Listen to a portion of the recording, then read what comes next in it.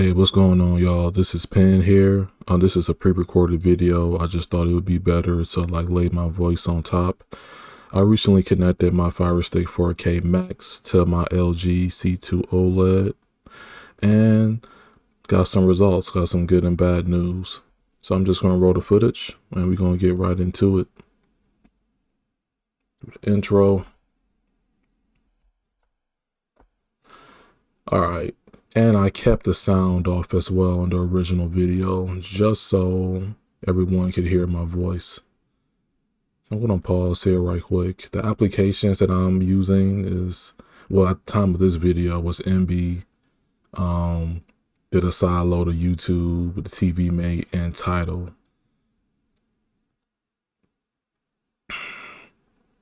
So what I'm doing, I'm going to display and sounds, and I'm going to something called audio and video diagnostics. I'm gonna pause here right quick once the camera focus. Okay, so this is a step in the right direction. The reason being is because I've had the Firestick 4K Max since January of this year, but I had the device off of my television for at least several months. You know, so I had an extra HDMI port on my television, and I said, what device that I currently own is worthy of being plugged in? And Firestick 4K Max won in that category. So I like this. It says detected audio capabilities, Dolby Atmos, Dolby Digital Plus, Dolby Digital, PCM audio. It gives you the max resolution, the max refresh rate, HDR support, and Dolby Vision. So I have all the checkboxes for this device. Now, I do like that they give you to play Dolby Atmos and Vision content. I don't recall this being available last time I powered on my Firestick. So, like I said, it is a step in the right direction. I'm going to play the demo and just want to give you my thoughts about it. It definitely popped up with the Dolby Vision logo. Pay attention to the upper right hand corner of my screen. You see Dolby Vision's confirmed. At the bottom, they got Dolby Vision and Atmos. When I pressed the info button on my Vizio sound setup, it did report back Atmos.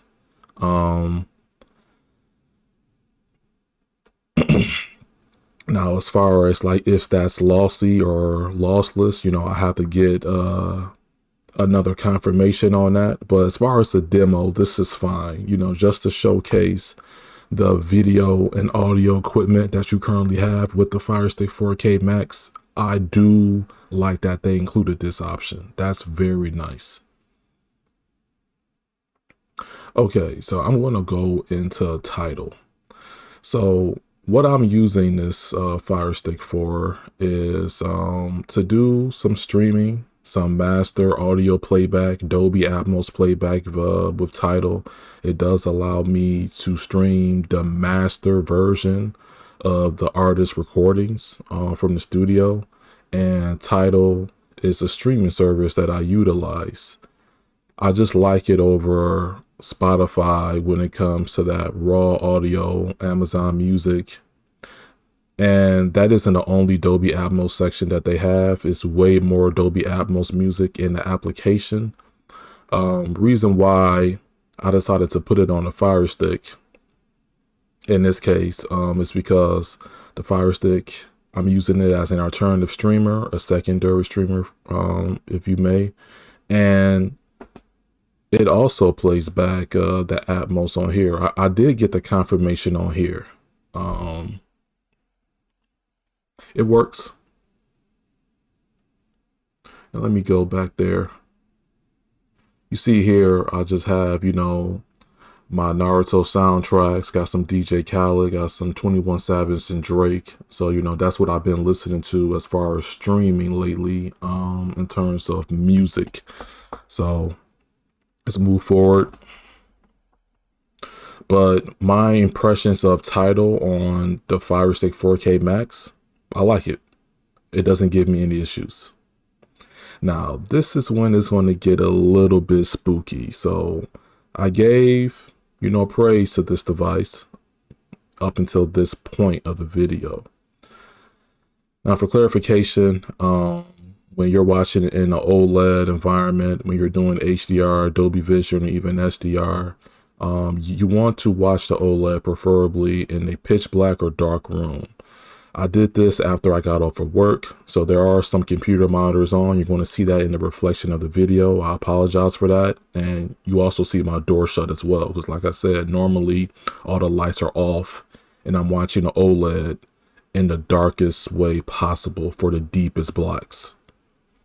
So this is Alita Battle Angel, and with Emby playing back the 4K Remux, which is a 1-to-1 copy of what's on the Blu-ray disc, it gives me a black screen. So currently the Firestick 4K Max, it shows Dolby Vision, but it does not showcase the video. It did, however, give me the audio. That is an issue. I did look through this on Reddit. When you're playing back Dolby Vision, I think a user mentioned Plex. I'm using Emby in this instance. You just seen it with your very own eyes that it gave me a black screen on Dolby Vision, which is the 4K Remux, and that needs to be addressed. Maybe it's the thing that Amazon can do an update. Maybe Emby can do something on their end so that the people who are invested in the Amazon ecosystem, they can actually enjoy their product, you know, whether they're on the last Fire Stick or the 4K Max, or even the flagship, perhaps. I don't own that device, so I'm just giving you what I'm seeing on the Max.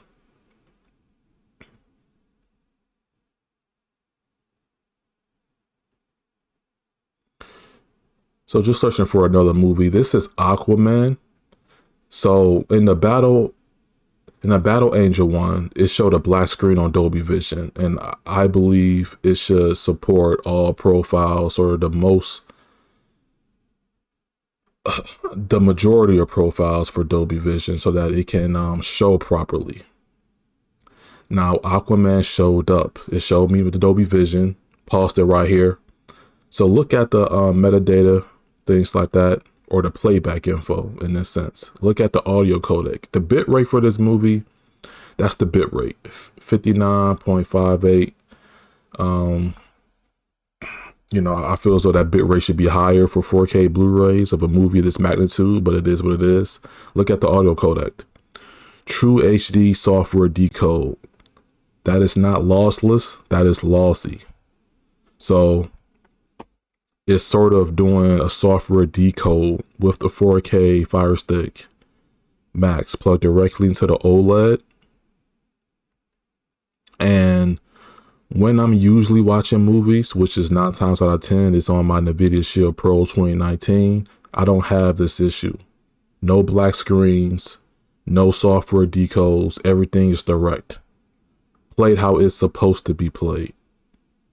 This is what I'm getting at here.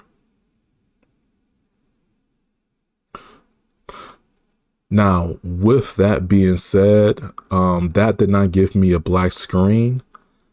However, I am taking a hit on the audio. Now, this is Atomic Blonde.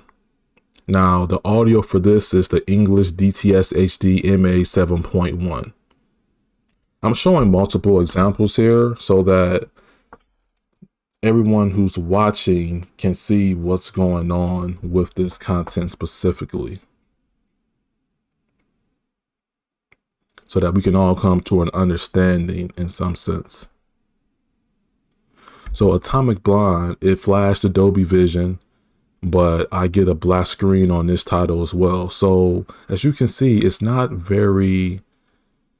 consistent across the board. You're going to be taking a hit somewhere in this specific setup of mine. It's going to be either a black screen with the highest bitrate content, or it's going to be a screen that you see, but you're just going to be taking a hit on the audio. Now, as far as their advertisement, yeah, it does Dolby Vision and Atmos. When it comes to Emby specifically, it definitely does Atmos or the audio on a lossy type of format. I always advise everyone to do their research.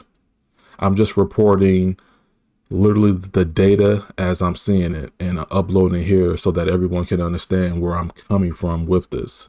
So Emby is a no-go for me as far as the Firestick 4K Max. When it comes to my movies, I'm just going to watch it on my NVIDIA Shield Pro 2019. I have zero issues, no lag, get direct audio, everything plays back smooth. And Amazon and Emby is going to have to do some work to get this working right for people who wants to invest in the ecosystem and prefer something like a Fire Stick. There's room for improvement. So Emby is a no-go. I uninstalled the application after I did this video, and it is what it is. The applications that you see on the screen present, like YouTube, TV Mate, Tidal, I will continue to use those applications because those are tested and proven. So it is what it is on that point. They have to do some work, ladies and gentlemen. They have to do some work. If you see any weird color changes or any blooming, once again, if you're new to the channel, this is recorded from my Samsung A52 5G phone. It does not look like this in real life. This is not a representation of real life. This is just what the camera reports. Now, this is the regular YouTube app. It acts like it's already installed even before I sideloaded the other app. But when I open, it just gives me that. And it was doing this before I sideloaded the other one. Just for clarification, they're not conflicting with each other. It was doing this before I sideloaded the other app. And it just refused to open like that. So like there's some bugs that's going on, which is to be expected. This is on the latest version. And yeah, got my speed test, things like that. Roll the outro, and that's that. So peace out, everybody. Hope everyone enjoyed the video. Yeah, definitely it's a step in the right direction. Even going to this Alexa home theater, like managing your home theater system, settings for your Fire TV and Echo devices, like they're trying to cater to the enthusiasts or the people who are like video files and audio files. And I'm liking the direction that they're taking. Even with the audio and video diagnostics, I like this as well. So it gives the consumer a chance to test their video and audio setup. And if you have all yeses here, you're definitely going in the right direction as well. If not, you know, there's always room for improvement. I think they should add more demos. Like instead of one, have a short demo, have a medium demo, and have a longer demo. But this is definitely a good thing. They need to work on their Dolby Vision playback for high bitrate content. And, you know, perhaps do an update down the line that allows for lossless audio playback across all major applications. Just in case someone wants to use a media server slash application such as Emby. Haven't tested Plex or Jellyfin. I'm an Emby guy 100% these days. So it needs to work in my usage, in my case. And if it's funky, then I'm going to speak about it. All right. So this will be used for apps like Tidal, YouTube, watching sports pay-per-views on the weekend. And I'll be keeping the Shield for the movies, as it plays back flawlessly and I don't have any issues. I need my stuff to look right and sound the best according to my equipment, and my setup caters to me. Don't cater to nobody else. So peace out, everybody.